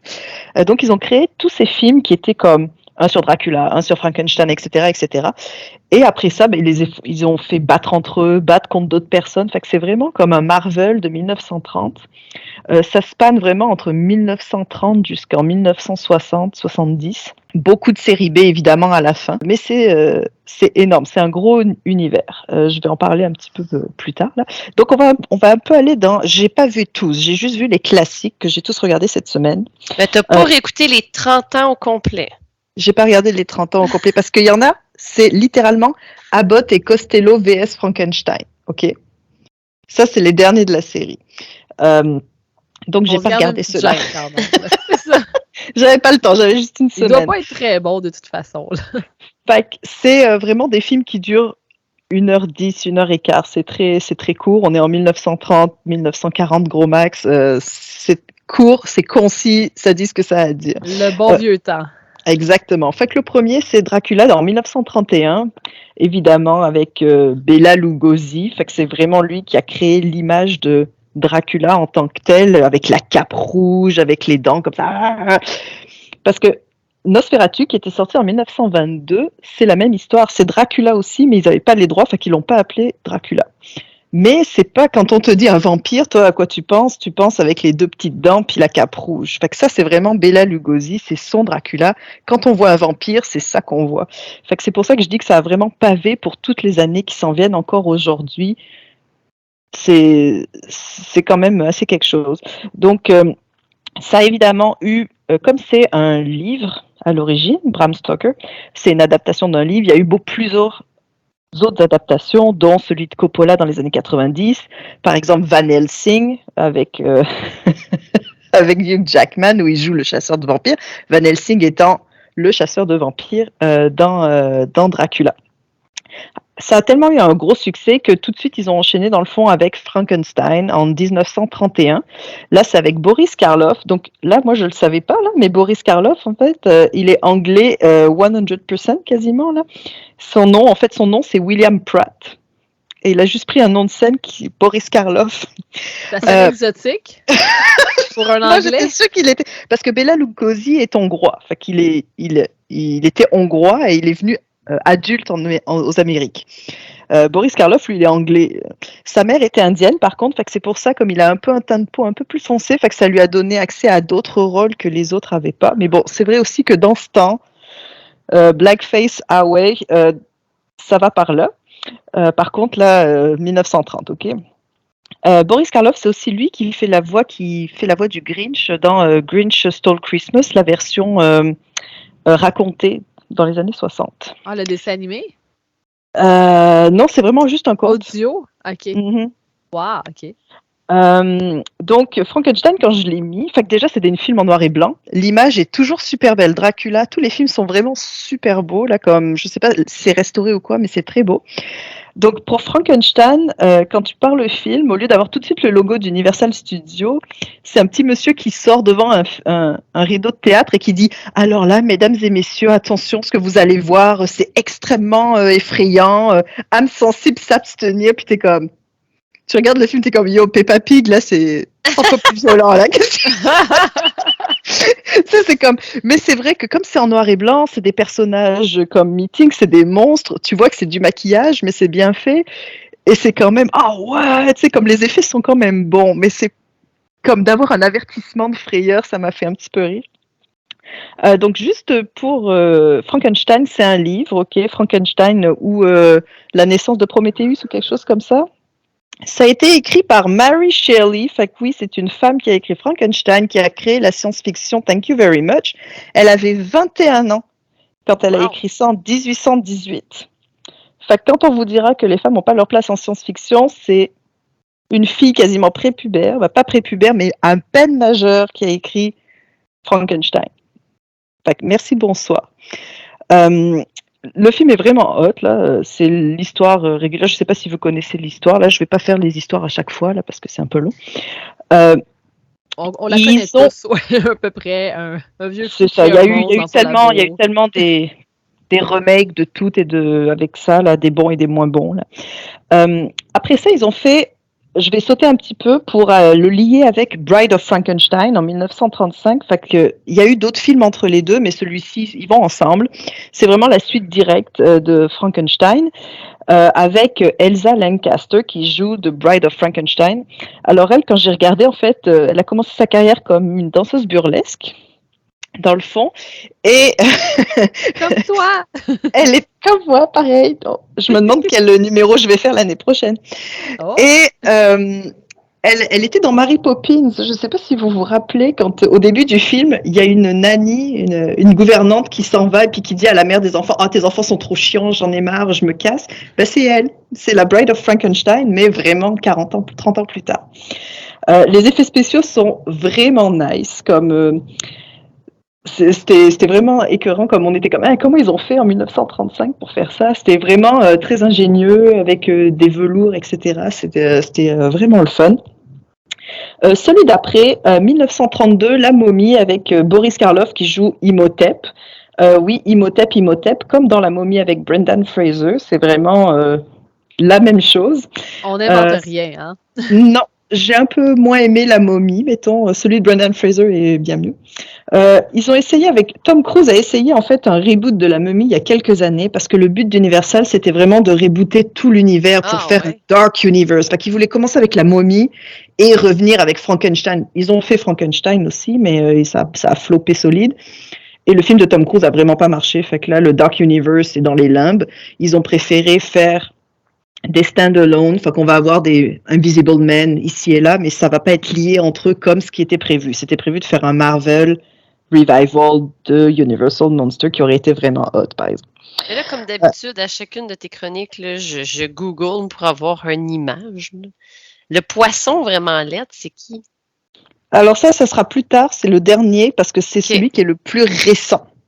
Ah, il est vraiment laid par rapport aux autres costumes. Ben ça, je vais en parler après. Parfait. Je vais en parler après.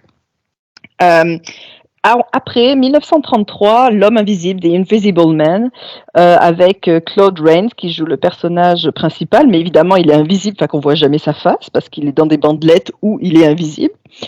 Les effets spéciaux sont malades. Pour 1933, c'est mon préféré de la série, presque. Je pense que c'est mon préféré de la série. Honnêtement, là, j'ai vraiment aimé ça. Et là, j'ai fait vraiment comme... J'étais un peu flabbergastée parce que là, je regardais c'était qui était dans le film. Tous ces films-là, en fait, ça part toujours d'un scientifique qui a des ambitions de fou puis qui vire fou à cause de... Tu sais, ça part toujours d'un scientifique. Dans tous les films que je vous ai donnés, il y a des docteurs dans tous.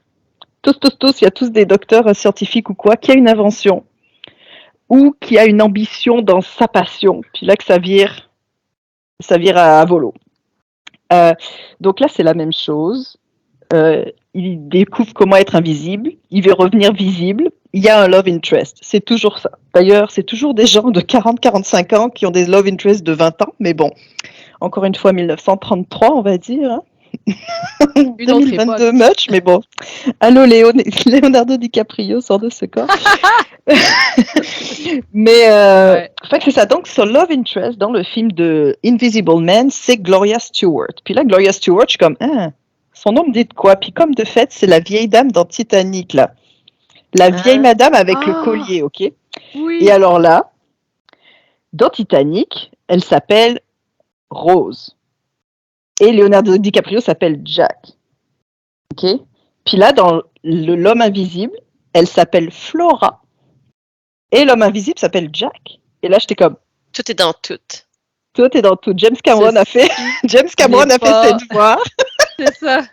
Il a pris l'actrice, lui a donné un petit nom similaire, puis ah ouais, par là, on appelle Jack. Fait que ça, j'étais un petit peu comme, coïncidence, I think not. Fait que j'ai beaucoup aimé L'Homme Invisible, c'était vraiment le fun. Évidemment, la dernière itération, c'est Invisible Man de 2020. C'est vraiment, par contre, là, l'histoire n'a pas rapport. C'est encore quelqu'un qui se met invisible, évidemment, mais les raisons et la trame est complètement différente de l'histoire classique. Fait que c'est vraiment un post-MeToo movie. Là, c'est à fond la caisse, violence conjugale, puis vraiment, on traque son ex à fond la caisse. Le film est vraiment hot. Il est sur Netflix en ce moment. Je vais le revoir bientôt, je pense. Très efficace, très efficace. Ouais, j'avais vu, ça me dit quelque chose. Il y a une actrice connue aussi dans le rôle. C'est Elisabeth Moss, la fille de Anne Meltzer. C'est ça, exactement. Oui, Anne Meltzer, ouais. Elle est très, très talentueuse. J'adore ses choix. Elle est scientologue. Oh non, Anyway. déception. Voilà. Le prochain, après L'Homme Invisible, The Wolfman, fait que vraiment qui donne encore une fois, comme L'Homme Invisible, tu vois L'Homme Invisible avec ses bandelettes. Le Wolfman, c'est vraiment le loup-garou, comme ça, avec un maquillage un peu poche. Et puis à partir de Wolfman, j'ai trouvé que ça tombait un peu plus, moins dans le classic movie, un peu plus dans la série B. C'est comme un peu 8 ou 10 ans après les autres, ça commence à devenir beaucoup plus B-movie pour celui-là. Encore Claude Rains qui est dans ce film-là, parce qu'il est partout. Il y a un caméo de Bela Lugosi qui jouait Dracula dans un film antérieur. Ça, c'est souvent parce que les gens étaient sous contrat avec un studio et donc le studio les mettait n'importe où. Et il fallait que tu dises oui si tu voulais continuer à faire des films, sinon ton contrat était un petit peu rompu. Donc il y a des grosses stars qui avaient des tout petits rôles dans des films. Évidemment, le Wolfman, il y en a eu beaucoup d'itérations. Teen Wolf avec Michael J. Fox. The American Werewolf in Paris, ça c'est vraiment in London, pardon, parce qu'il y en a à Paris, mais c'est un AV. In London, c'est une comédie d'horreur qui est quand même pas mal le fun. Wolf avec Jack Nicholson dans les années 90 avec Michelle Pfeiffer. Il y en a vraiment beaucoup, avec Benicio del Toro aussi. Fait que des werewolves, il y en a beaucoup. Twilight. Tim Jacob. Oui, vraiment. Après Wolfman, ils ont fait Phantom of the Opera en 1943, qui est encore une histoire classique. Celui-ci, c'est moins série B, là. C'est vraiment, il y a du budget. Ils ont recréé l'Opéra de Paris en décor. Les costumes ça jette, là. Fait que Phantom of the Opera, c'est le seul film de toute la liste qui était en Technicolor. Dans le fond, fait que c'est le seul que j'ai vu en couleur, les autres sont tous en noir et blanc, mais c'est quand même une super belle image. Par contre, tous les personnages m'ont saoulé, là, je les regardais juste avant d'enregistrer, là, puis j'étais comme, j'en pouvais plus. Encore avec my man Claude Rains, parce qu'il est partout, puis qu'on l'aime, là, mais ouais, c'est un classique. À cause du acting ou à cause de l'histoire? Non, juste tous les choix, quoi. Tous les choix, t'étais comme, mais non. Alors, elle est con. Il y en a juste une qui fait du sens, puis elle meurt au bout de 10 minutes. Ok, c'est ça. Mais c'est pas parce que les acteurs sont pas bons. Non. Les acteurs, c'est très bien joué. C'est très bien joué comme un film de 1940, là. Oui. Fait que... Bah, c'est un acting un peu différent de ce qu'on a l'habitude de voir maintenant, mais non, c'est très bien joué. Les décors sont superbes. Tu sais, comme la production est très belle. Là. C'est juste comme les personnages sont comme eye roll, comme les trois messieurs de 50 ans qui courent après Christine de 22 ans là, tête de poule, ça va faire quoi. Euh, mais c'est ça. J'avais préféré la version de 1922, je pense, qui était en noir et blanc. J'avais vu ça dans une église avec de la musique en live à l'orgue et tout. Puis ça, c'était vraiment, tu sais, ça faisait ressortir le côté gothique, puis le côté un peu macabre là, du gars qui habite dans les égouts sous l'opéra. Tu sais, c'était un peu plus, il y avait plus d'ambiance, j'ai trouvé, que dans celui-ci. Et j'ai fini avec Creature of the Black Lagoon. Fait que ça, c'est celui que le poisson dont parlait Martine. Ça, c'est 1954. Fait que tu vois, il a 20 ans de plus loin, que... oui. Voilà, il a 20 ans de plus que Dracula, d'où on est parti. Et ça, c'est vraiment série B en comparé aux autres. Par contre, il a été tourné en 3D. Donc, les gens qui allaient le voir, eh ben, il fallait mettre des lunettes polarisées pour aller le voir au cinéma. Fait que moi, je l'ai vu sur ma télé, évidemment. Des fois, tu dis, mais c'est donc bizarre, ces plans. Puis là, tu regardes, t'es comme filmé pour la 3D, t'es comme, ah, ok. Fait que, il y a beaucoup de scènes sous-marines parce qu'on est face à un homme amphibien. Fait que, il y a beaucoup de scènes où les gens, ils se battent sous l'eau, ils nagent sous l'eau, ils font des affaires sous l'eau. Fait que c'est quand même assez cool, 1954. T'as beaucoup, tu sais, des bulles quand ils respirent avec leurs bonbonnes, tu sais, t'as les bulles qui te viennent dans la face. Fait que je pense qu'en 3D, je sais pas ce que ça aurait donné à l'époque avec la technique, mais c'est quand même intéressant. C'était pas mon préféré là, mais ça fait vraiment série B comparé à Dracula, comparé à Bride of Frankenstein, c'est l'homme invisible où tu vois vraiment que ça a marqué les esprits, puis encore aujourd'hui, tu sais, c'est vraiment les bases de ce qu'on voit, des films de monstres qu'on voit aujourd'hui là. Fait que c'était super intéressant. Je vous invite à le regarder. Ils sont tous sur la chaîne Criterion. Vous pouvez avoir 2 semaines gratuites d'essai, je pense, ou quelque chose comme ça. Mais c'est ça. Fait que c'est ça. J'ai fait un peu le tour du Universal Monsters. Fait que c'est un peu plate qu'ils aient pas réussi à rebooter parce que ça aurait été intéressant, mais je pense qu'ils ont rebooté un petit peu trop. Gros effets spéciaux, beaucoup de CGI. Fait que ça perd un peu de son charme, puis il y a peut-être moins de contenu vis-à-vis de l'ambition des gens, comme le Phantom of the Opera, c'était l'ambition de sa musique, tu vois, qu'on lui vole sa musique.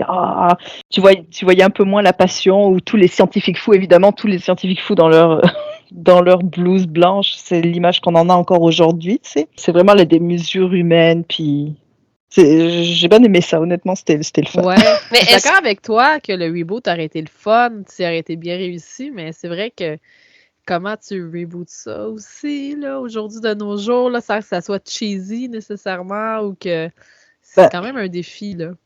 Invisible Man l'a fait, mais il est parti dans une autre direction, là. Ouais. Vraiment, il faut vraiment que tu aies une bonne trame. Si c'est juste pour faire un copier-coller de Brendan Fraser, tu peux pas faire un Fast and Furious de monstres, tu vois, c'est... Et finissent-tu par faire un peu comme Marvel, puis merger, mettons, le Dracula dans Frankenstein? Oui, t'as des films, c'est Wolfman vs Frankenstein, ou ce genre de choses, oui. C'est vraiment c'est pas un multiverse, parce qu'ils habitent tous dans le même, mais oui, moi j'ai pas regardé les crossovers. Mais c'est pour ça que je dis que c'est comme Marvel, parce qu'il y a des crossovers. T'as des personnages qui se retrouvent dans certains films, l'un contre l'autre. Après, tu as beaucoup de Son of Dracula, Son of Frankenstein, mais tu as aussi des VS, des versus. La seule chose qui est vraiment bizarre, c'est des vieux films.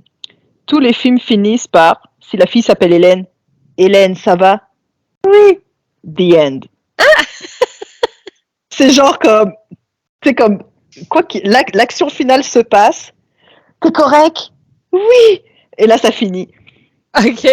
Et c'est comme le pas de fin, là, le film pas de fin, mais genre super abrupt. Et puis là, t'as la petite terre qui tourne, The End, avec le petit avion d'Universal qui fait le tour. Puis t'es comme, ah bon, ben c'est fini, là, ok. C'est une drôle de fin. Ok, tout le monde est correct au final. C'est toujours, tu sais, mais le Black Lagoon, là, ils sont sur le bateau, ça se bat, ça finit de se battre. Là, ils regardent tous par-dessus bord. T'es correct? Oui. Puis là, ils sont encore sur le bateau, là. Ils rentrent pas pour dire on a fait une découverte. Non. Ils sont sur le bateau, ça finit sur le bateau. Point, c'est tout. On n'a plus de budget, the end. Fait que ça, j'ai trouvé rigolo parce que c'est tous, ça se finit super abrupt à chaque fois. Peut-être Phantom of the Opera, ils ont essayé de faire une conclusion, mais sinon, il n'y a pas de conclusion. Là. C'est pouc! Il y en a un, j'ai cru que j'avais loupé la fin, fait que je l'ai remis 20 secondes en arrière. Et en fait, je suis comme, ah non, j'avais rien loupé du tout. Mais c'était le fun. J'ai bien aimé ça. C'est vieux, mais ça se laisse regarder. Ouais, t'écoutes ça dans un long week-end d'Halloween, quand t'as beaucoup de temps, là. Ouais. Puis ça dure 1h10, 1h15, honnêtement, ça se fait bien. 2 soirées. Ça reste des classiques, là. Ouais. Je pense que c'est... Mais si tu regardes comme L'Homme Invisible, Frankenstein, Bride of Frankenstein, Dracula, c'est vraiment les 4 meilleurs. Là, puis tu vas pas t'ennuyer, là. Tu vas pas t'ennuyer. Ben moi, comme toujours, Lulu, tu m'as donné envie d'écouter des films et je commence par Invisible Man parce que juste à voir, on dirait une momie avec les lunettes d'aveugle. Tu sais, quand on veut dire que quelqu'un est aveugle dans un film, tu y mets ces lunettes-là. Fait que ça m'a convaincue. Je commence par celui-là. Mais non, mais on était juste vraiment étonnés de certains effets, même dans Bride of Frankenstein. Il y a certains effets qui sont vraiment cool, puis t'es comme, mais comment ils ont fait ça? Mais c'est pas possible. Des fois, ça n'a pas rapport avec l'histoire, ils voulaient juste flex qu'ils pouvaient faire un effet, fait qu'ils l'ajoutent, puis t'es comme, comment ils ont fait ça? C'était fou, parce qu'il n'y avait pas d'écran vert à l'époque, alors. Ouais. C'est sûr que je vais regarder dans ce cas. Ben, merci beaucoup pour ta chronique. Ça fait plaisir! Donc, c'est ce qui conclut notre épisode 95 spécial Halloween, malheureusement en Skype. Donc, si c'est votre premier épisode, allez en écouter d'autres où on est en personne. Vous allez voir, le son est meilleur, le dynamisme aussi. Mais bon, on pouvait pas ne pas faire le spécial Halloween. Si vous voulez plus de Geekettes, on a aussi une page Facebook, évidemment, La Vie Secrète des Geekettes, un Instagram, un site web, geekette.ca, où vous pouvez retrouver tous nos épisodes. Évidemment, on est sur toutes vos plateformes préférées pour nous écouter, comme Spotify, Apple Podcasts. Oui. Laissez-nous 5 étoiles, c'est toujours grandement apprécié et ça nous aide à pouvoir sortir dans les résultats de recherche. Et on a aussi un Patreon si vous voulez nous encourager. Et on fait du petit contenu exclusif pour nos Patreons, des épisodes de Geekettes secrètes. On peut jaser avec nous sur Discord aussi. Maintenant que je sais comment ça fonctionne et que je l'utilise dans mon travail, je peux jaser avec vous du lundi au vendredi sur Discord. C'est drôle parce qu'avant, Fanny était une des moins présentes sur Discord. Et maintenant, c'est l'inverse. Là, c'est moi. Depuis que je travaille plus de la maison, je ne suis plus sur Discord. Fait que moi, j'ai pris le relais. Exact. Donc, c'est une belle place si vous voulez avoir accès à vos geekettes en direct. Donc, sur ce, on vous souhaite une bonne journée, soirée, matinée avec un petit café, dépendamment vous nous écoutez à quel moment. Ou un bon Halloween. Et oui, un excellent Halloween. On espère qu'on vous a fait des bonnes recommandations de choses à écouter, à voir, à lire et à faire des recherches historiques. Donc, sur ce, ciao! Bye! Bye! Ouh, bruit de fantôme! Ouh.